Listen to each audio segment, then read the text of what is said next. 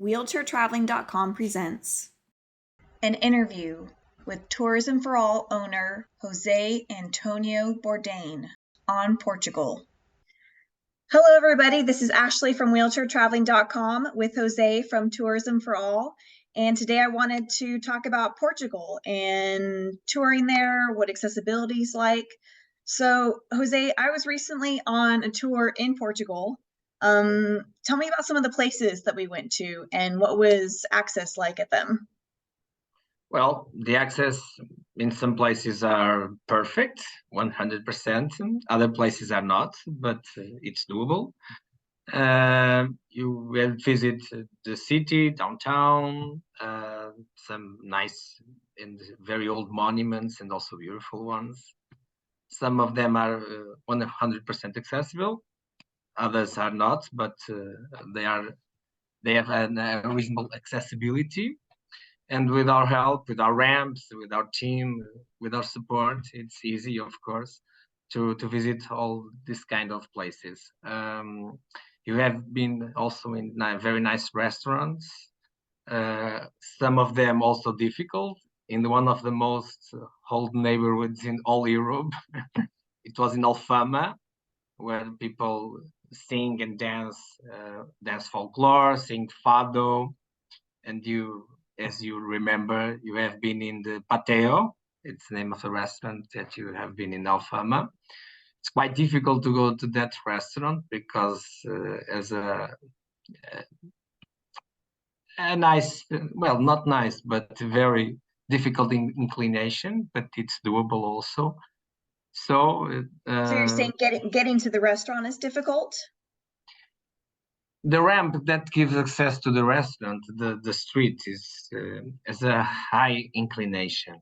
That's the main problem, because inside the restaurant you have an elevator.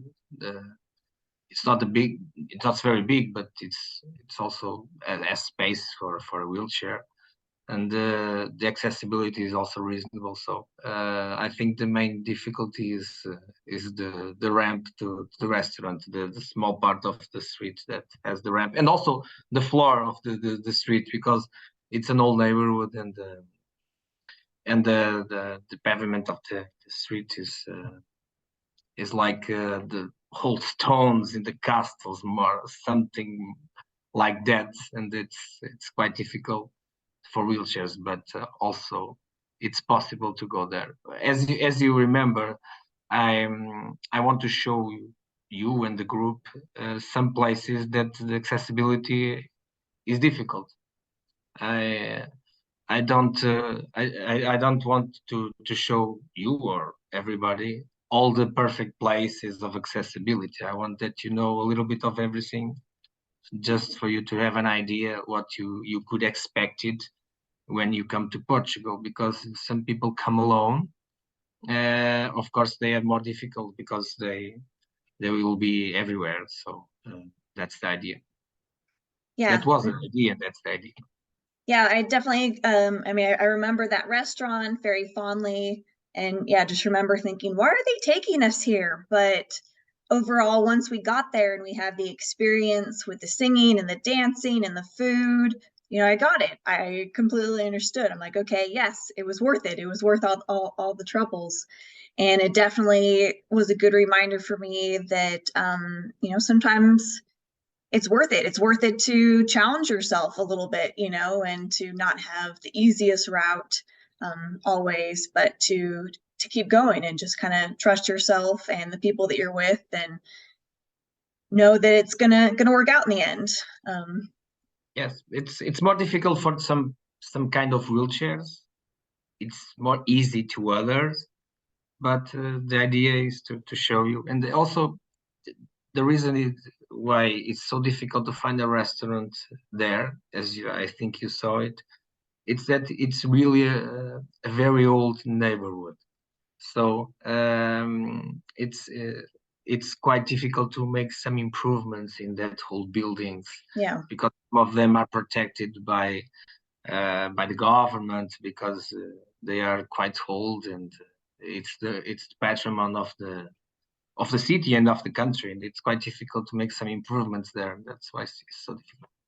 Yeah, I was definitely though amazed at how accessible some of the older monuments were because even without um, your assistance from the company and bringing their own ramps and everything. There was a lot of places that we visited that would have some kind of ramp, in and out of the building, and sometimes even an elevator and a back area that that we could use that was only maybe used for cargo or something like that. But they allowed us to have access to that so we can see different floors. Yeah, the monasteries, some of the palaces, definitely had thought of, people who need, wheelchair access. And I was surprised on how many that we were able to find, and yeah, just how many ramps in general Portugal had. So do you feel that there's a trend in Portugal to create more access in terms of just creating basic ramps at Yes, attractions? yes, absolutely.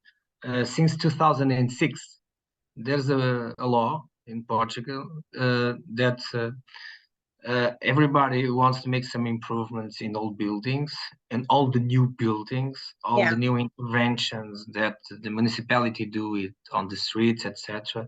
Everything must become accessible. So we made lots of progresses, and we still do it today. So every week when I'm passing by in my municipality or in Lisbon or wherever, I see old neighborhoods become accessible. It's quite nice to see that, and also of course monuments and other places, which is great because Yeah. it's better for everyone that's travel. Also for people, for families with baby cars, etc. So accessibility is good for everyone. Oh yeah, yeah. No, it's We it's made it's huge definitely a progress. win-win. But it was very handy with your company to have that accessible portable ramp with you at all times, just in case there was maybe an area that had a curb, or maybe there was a ramp, but maybe the ramp at the very end wasn't completely flush with the Yes, ground. So having your extra support was very helpful. You just knew that, okay, no matter what, we'll be able to get in with this get in with this ramp. it's very important we are prepared for any situation that occurs, and also the vehicles, as you saw it, we have many options of vehicles, small ones, biggest ones, that take 10 wheelchairs, power wheelchairs at the same time, plus normal seats, and middle buses with 5 or 6 wheelchairs, etc. It's very important because I always say that's the key for accessible tourism is vehicles, are the vehicles.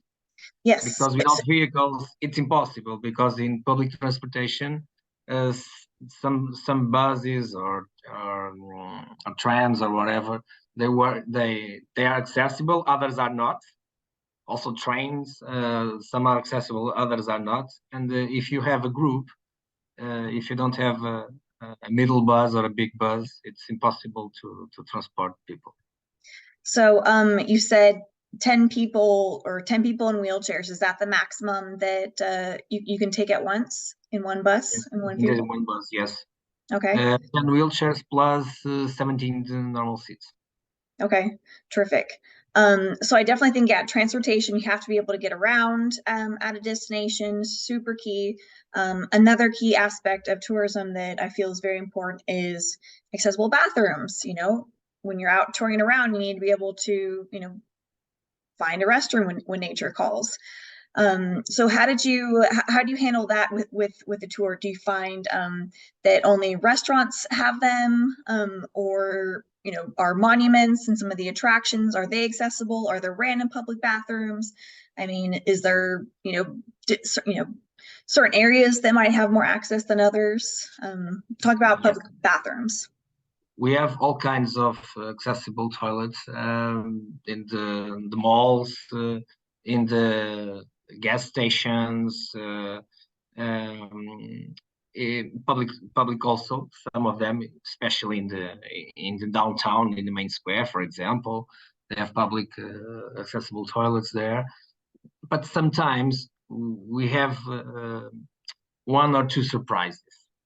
Sometimes these kind of things happen. We go to the monument, Last time we have been there, everything was okay.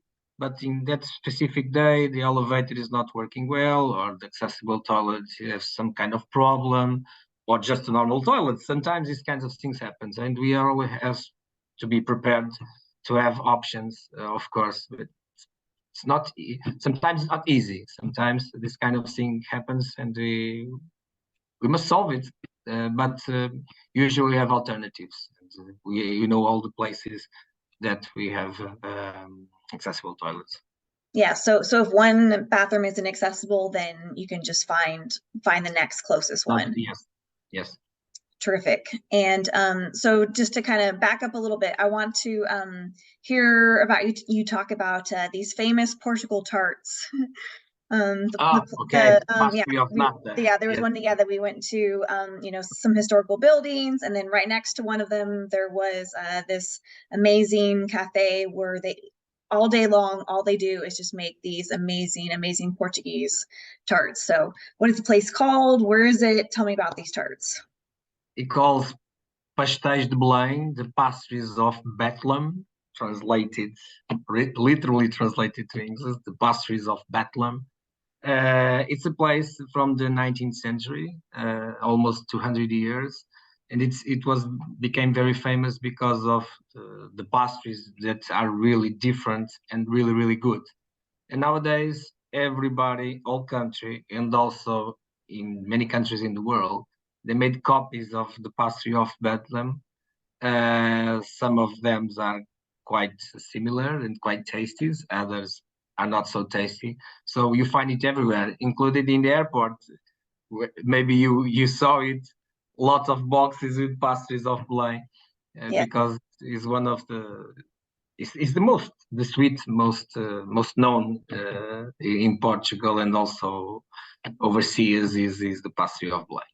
We have we Tourism for All. We have an history. It became in social media a few years ago because Stephen Hawking, the famous British scientist, spent 32 years without eating sweets. And one of the times that he comes to Lisbon with us, making a tour, he went to the pastry of Bethlehem, and he hit a pastry, and he says, "What I've been missing for 30 years." So he breaks that's the 32 years without eating sweets with us. He broke that promise. I get it. It was a nice moment with the pastries of Belém. It's a nice history to tell. Yeah, I mean, I definitely recommend not only trying them. I mean, if you're going to go to Portugal, go to this cafe. I know that they sell them at other places, at the airport and whatnot, but to have them as fresh as they possibly can be at that restaurant was definitely an experience. And just smelling them being baked are very old. Yes. Yeah, and watch them, and you can actually watch them baking too, which is really neat. You can kind of peek in and kind of see the kitchen and seeing them working on it. It's quite accessible, has a nice accessible toilet. So for all reasons, it's a nice place to go. Yeah. Oh yeah, definitely. So tell me about some of the places like around Lisbon, like the downtown area. Like what's your particular favorite place? My favorite place is Belém, where are the pastries, because Belém, you have the pattern of discoveries where the Portuguese went to the seas and find the world, and it's a beautiful area near the river.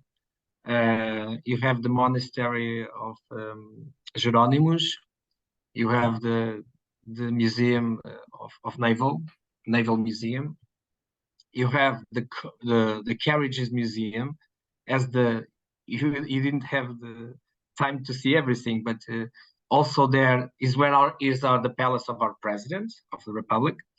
Also there is the carriage museum. We have the biggest collection in all world. It's very beautiful to visit. We have the electricity museum also there. Beautiful gardens near the river, like I told. So nice restaurants, accessible ones also. by the river. It's my favorite area of Lisbon, and also downtown, the main square. It's one of the, I think it's the only port in the world, or one of the fewest, that you can make a cruise and you leave the cruise ship, and in 5 minutes you are in the main square of the city, which is great. Many squares there, many old buildings, the center of the heart of the entire nation was, and still more or less is nowadays. And you have the Museum of Fado also nearby. You have nice restaurants, nice streets, and very old streets to walk. People say, "Oh, Lisbon has 7 hills. It's quite difficult for wheelchairs," but it's not, because the main parts of the city are completely flat, completely accessible. You don't have inclinations in the streets, which is quite good. Because in the hills, accessibility it's not great, but you don't have many things to see. You have the castle, of course, but one or two more monuments, but that's it.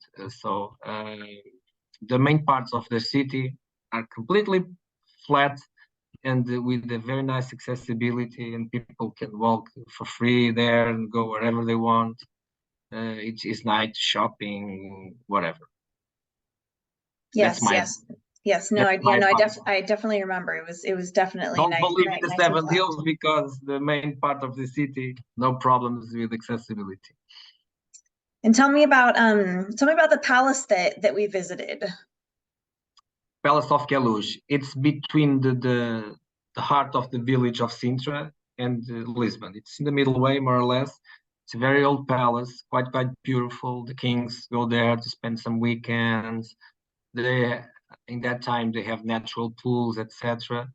And it's completely accessible. It's a beautiful palace. You take some pictures there. Beautiful gardens, beautiful rooms when they receive the kings for other countries, and the novelty or etc. It's a beautiful palace. Yes. And tell me about the restaurant that we ate at by the water. Oh, by the water, yes, in the Guincho area is a nice restaurant, with the seafood, very nice seafood there, with amazing view to the Atlantic Ocean, and also the mountains of Sintra. And it's one of my favorite places to go with family and friends, because the food is very nice, and I love seafood. And when there is hot and sun and nice weather, it's better than other days. Of course, always are, but it's also one of my advices to go to that specific restaurant in Cascais area. Yeah, absolutely. Yeah, it was absolutely beautiful. So more about where we stayed at. We stayed at 2 hotels. Amazed that there was multiple accessible rooms. Tell me about these hotels, and tell me about how do you select hotels for people on the tour to stay at. I tried to convince the owners and the directors of some hotels to make more accessible rooms for people has more offer to go, of course, and also for we can work with more individuals, with more families, with more groups at the same time, because sometimes we have demand at the same time and we don't have enough room, so it's difficult for us. This specific group is the second biggest hotel chain group in Portugal. I convinced the owners to make more rooms accessible, especially in the main cities, Lisbon, Porto, and also Algarve, because in summertime, everybody, Portuguese and many countries in Europe especially, go there because they like to go to the beach. They also have a nice accessible hotel there. And this specific hotel where do you stay, they have 7 accessible rooms. It's not good, it's not bad, more or less, but it's fine for us. It's possible. We'd love to. It's possible. We would love to have more rooms. In Batalha, it's more or less 100 kilometers from Lisbon Airport, 1 hour and a half from the airport. It's the best hotel in Portugal for people, for accessibility, especially for people who are in a wheelchair. It's the best hotel in Portugal. They had 90 accessible rooms. And sometimes when I say this, people sometimes misunderstanding and think that I'm saying 19, but it's not 19, it's 90 accessible rooms, because all the rooms of the hotel are accessible. They have normal rooms, they have suites for families, etc. All the toilets are the same in all rooms, completely accessible. Some bathrooms, they have the bars in the left, other they have the bars on the right, and they have also two assisted baths in the hotel. When they built the hotel, they sought in accessibility, and also people are more dependent and need assisted bath, and they also have two, one in each floor, which is great. It's a 4-star hotel, but it's almost a 5-star, as I think you saw it. The people that work there are very special also. Not only the hotel is great in terms of facilities, but also the staff, it's great. And this is the first hotel that we stayed at, right? It was the second hotel. Yes, in Vila Batalha, which is in the center region of the country, and it's the village of Batalha. It's completely accessible. I want to organize destinations for all one of these days in that specific village, in that specific hotel, because the hotel has lots of big rooms to do the meetings, etc. Also, the municipality have lots of facilities surrounding the hotel, which are completely accessible, and it's good for this kind of initiatives. The village is completely accessible, and you have the monastery of Batalha. It was built to commemorate the victory of our independence battle of Portugal in 14th century, and it's quite beautiful and also accessible, of course. And you have a very nice offer in the region, like Nazaré, which is known by the biggest waves in the world, etc. You have a nice offer in that region, so it's sometimes Lisbon. It's of course, it's the capital of the nation, a very old city, etc. But myself, I prefer to work in the region of Batalha than in Lisbon, because we have better conditions of accessibility there than we have in the region of Lisbon. Yes, definitely. So as a reminder, yeah, that hotel had 90 accessible rooms. That is absolutely incredible. I remember, yeah, when we were there, at first I just thought there were 7 accessible rooms because they have 7 floors, and then each of us were on a different floor, but the same number. So I just thought those were all the accessible rooms.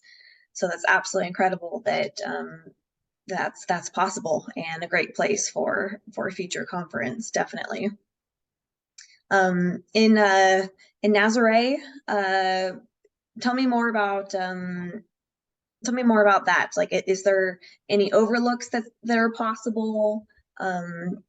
What attractions can somebody do there? Can somebody go on the beach there in a wheelchair? Is that an option for the tour group? Yes, the beach is completely accessible. The first time that World Tourism Organization organized an award in accessible tourism, Portugal won the first award. Not because we are the most accessible country in the world, because we are not, but because our beach project. We have more than 300 accessible beaches in the whole country, with wheelchairs that enter and floats in the water, and everybody can use it for free in summertime. So municipalities take care of that. Nazaré, the beach is accessible. It's a very, very old fisherman's village. women's there, the oldest one, they are known because they use 7 skirts, which is quite funny, but they really use it. And it's very, very beautiful. One of your compatriots, Garrett McNamara, moved there some years ago, and because we have the biggest waves in the world, Garrett McNamara broke the world record, but then it was broken 2 times for other 2 surfers. I think the record nowadays is more or less in 30 meters, 32 meters of a surfing wave. It's a really huge tsunami, and you are a beeper in the top of the hill, looking at the sea, and when you see the waves, it was not the case because the time that we went there, it was not bad weather with big waves. But if you see, everybody can search in the internet and see the videos. You are in the top of the mountain in the beeper, and they also have a fort there, and you look to the sea and you see the wave like you're high.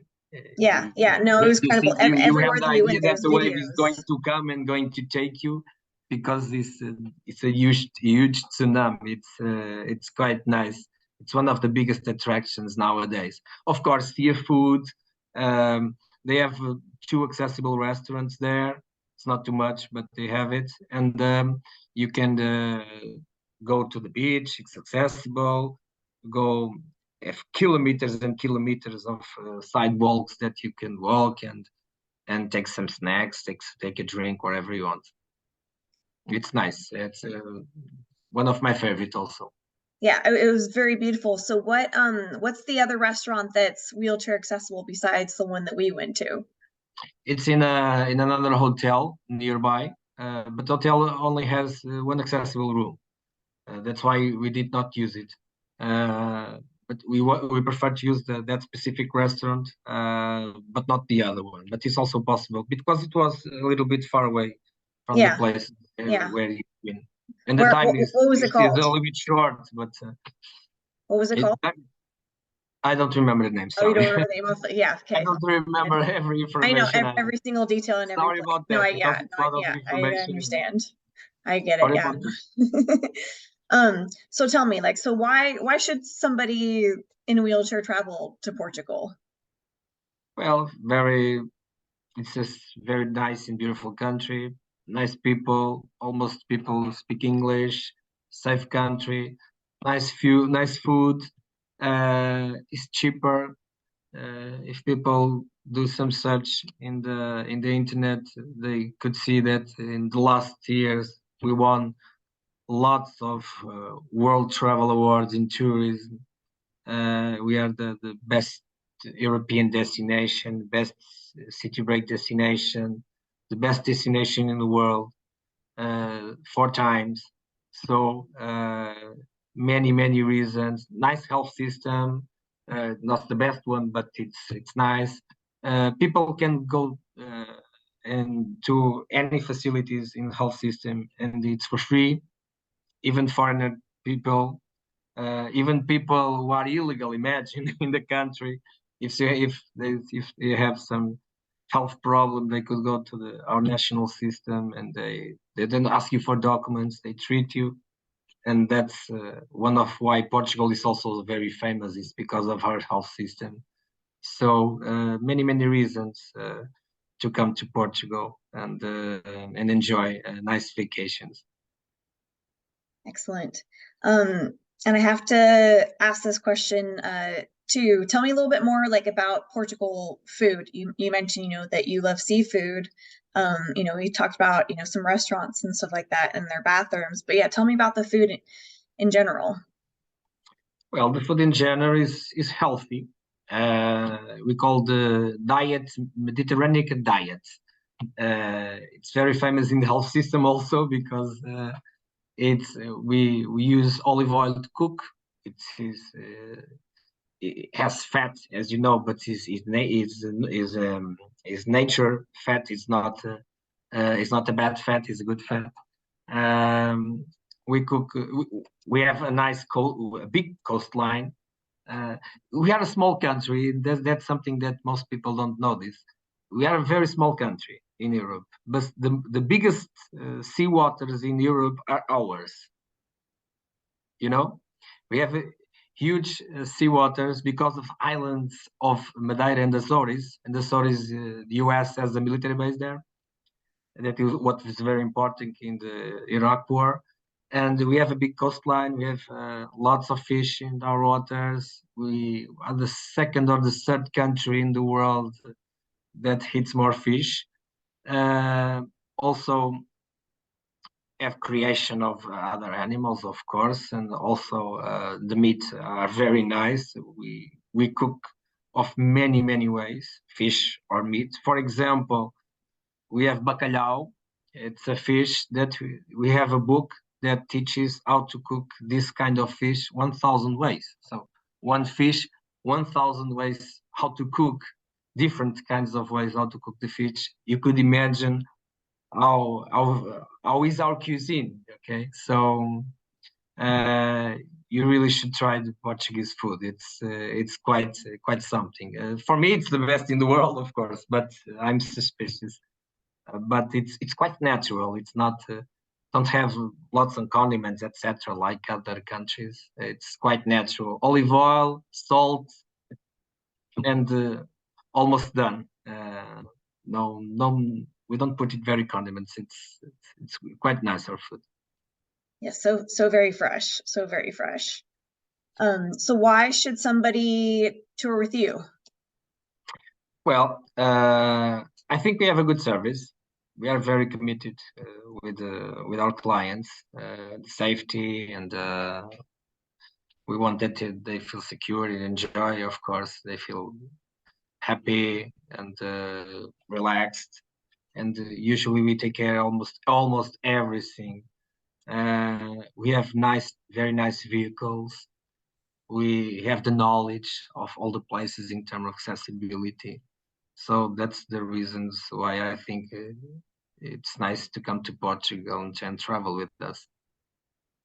Yes, you guys are definitely very knowledgeable and very adaptable to, various situations. If something comes up, whether it's weather or, there's a glitch in the system, like somewhere, you guys just are able to, like pick up and go and maneuver and just get it done, which If you I need thought we all some really appreciated. medicine, if you need some medicine, whatever you need, we are always we solve 99% of the needs of the clients. Yes, well, thank you, Jose, so much for sharing about Thank you, our me. tour that we had. It was absolutely amazing, super memorable for me, and I know for the others as well. I know I'll never forget it, and I hope I can come back to Portugal sooner the better. And again, this is Jose from Tourism for All, and this is Ashley from wheelchairtraveling.com. Please keep traveling and access your world. Thank you, and goodbye. Thank you very much. Bye-bye. Please like the video, subscribe, and hit the bell to be notified of future videos. And visit wheelchairtraveling.com.